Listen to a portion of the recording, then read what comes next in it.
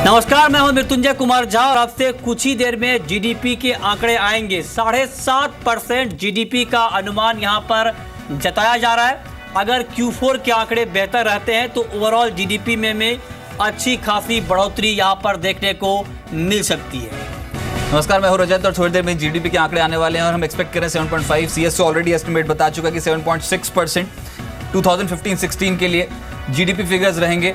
लेकिन manufacturing growth कैसे रहती है, साथ साथ एग्रीकल्चर ग्रोथ कैसे रहती है और इंडस्ट्री की ग्रोथ काफ़ी मायने रखेगी। जीडीपी की फिगर्स इस समय बहुत इंपॉर्टेंट है और क्या भारत सबसे तेज़ इकॉनमी फिर से साबित होगा, चीन के से बेहतर आंकड़े पोस्ट करेगा FY16 के लिए, ये सवाल है।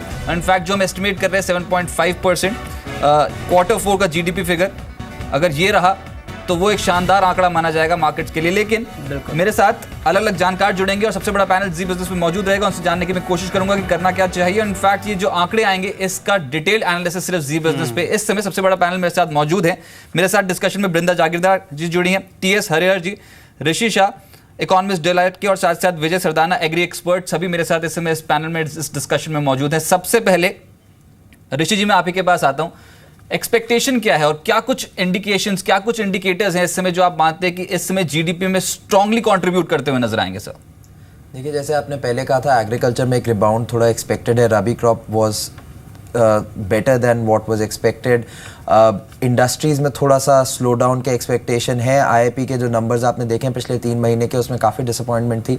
सर्विसेज स्टेबल रहेंगे तो ओवरऑल नंबर बढ़ेगा, लेकिन हम बहुत मेजर जंप नहीं एक्सपेक्ट कर रहे। 7.4-7.5% के आसपास लास्ट क्वार्टर का फिगर आना चाहिए। और आप देखेंगे कि, और आपको रोकना चाहूंगा ऋषि, इस बीच नंबर आ गए हैं 7.9%। जी हाँ, जीडीपी के मोर्चे पर जबरदस्त खबर यहां पर आई है और 7.9% की ग्रोथ यहां पर जीडीपी की आई है। एक बड़ी अच्छी खबर है ये जीडीपी के मोर्चे पर, ग्रोथ के मोर्चे पर। और जो कि अभी हम बात भी कर रहे थे कि कहीं ना कहीं जीडीपी के आंकड़े बेहतर आने की पूरी उम्मीद है। सीएसओ का भी ये अनुमान था कि जीडीपी में कुछ बढ़ोतरी यहां पर हो सकती है और FY16 में जीडीपी की ग्रोथ बढ़ी है, इसकी चर्चा अभी हम कर भी रहे थे। और ग्रोथ के मोर्चे पर काफ़ी अच्छी खबर आई है, अनुमान से बेहतर। जी हाँ, सीएसओ का अनुमान 7.6% का था, हमारा Q4 का अनुमान 7.5% का था। लेकिन जो FY16 में जो ग्रोथ के आंकड़े आए हैं वो 7.2 से बढ़कर 7.9%, बड़ा बूस्ट इकोनॉमी को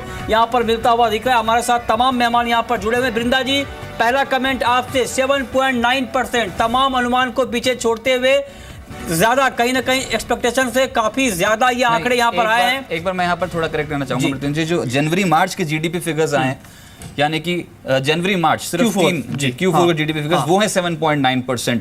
और FY16 के लिए जो जीडीपी फिगर आए हैं वो है 7.6%, 7.2% से बढ़कर 7.6%। बिल्कुल, तो ये पूरा टारगेट अचीव हुआ है सीएसओ का। रजत, तो वृंदा जी क्या कमेंट होगा आपका? ये तो बहुत ही अच्छी खबर है कि जीडीपी ग्रोथ में हम अभी स्टेबिलिटी देख रहे हैं। क्यों 7.6% का ही एक्सपेक्टेशन था और वहां तक जो फाइनल फिगर आया है जीडीपी ग्रोथ पूरे साल का 7.6 है।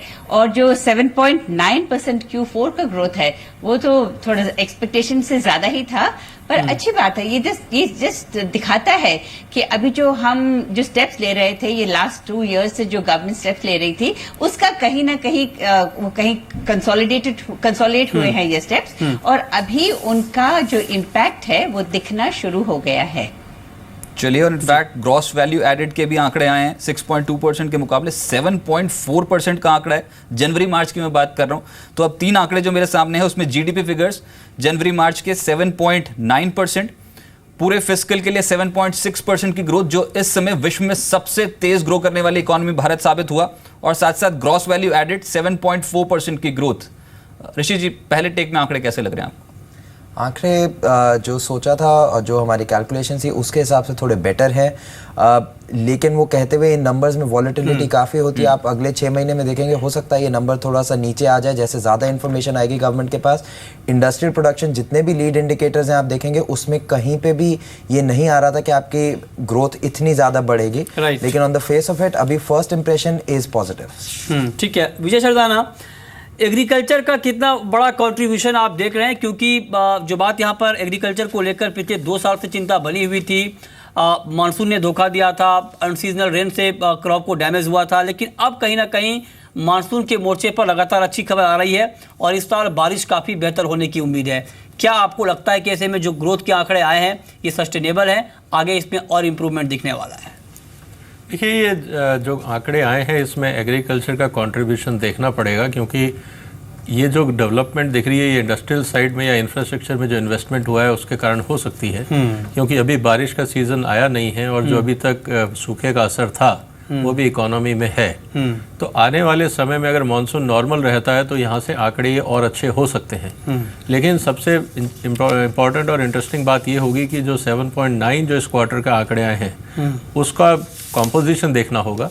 ये देखना होगा कहाँ पे सबसे ज़्यादा रिफ्लेक्शन हुआ है गवर्नमेंट पॉलिसीज़ का, और उसको फिर एनकरेज करने की ज़रूरत है। Right sir. सरदान जी, जो आप ये बात कर रहे हैं फार्म सेक्टर ग्रोथ की, क्वार्टर 4 में मैं बता दूं कि -1.7% से बढ़कर क्वार्टर 4 में 2.3% की फार्म ग्रोथ है, और पूरे फिस्कल के लिए अगर फार्म सेक्टर की ग्रोथ देखें तो वो 1.2%, जो वहाँ पे कंपेयर करें तो काफ़ी बेहतर आंकड़ा है सर। देखिए, 1.2 चिंता की बात है, क्योंकि आपकी पॉपुलेशन ग्रोथ से कम आंकड़ा है। आप अगर इसको दूसरे हिसाब से देखें तो 1.2 कोई बहुत ही एनकरेजिंग नहीं है, ये चिंता की बात है। निश्चित रूप से आने वाला जो मानसून है और जो सरकार को ध्यान देना चाहिए, क्योंकि आपकी पॉपुलेशन ग्रोथ 1.4-1.6 के बीच में ठीक है, हाँ ये बात बिल्कुल सही है, और आपकी एग्रीकल्चर ग्रोथ 1.2 है, तो लगता है कि महंगाई इस हिसाब से बढ़ेगी। बिल्कुल।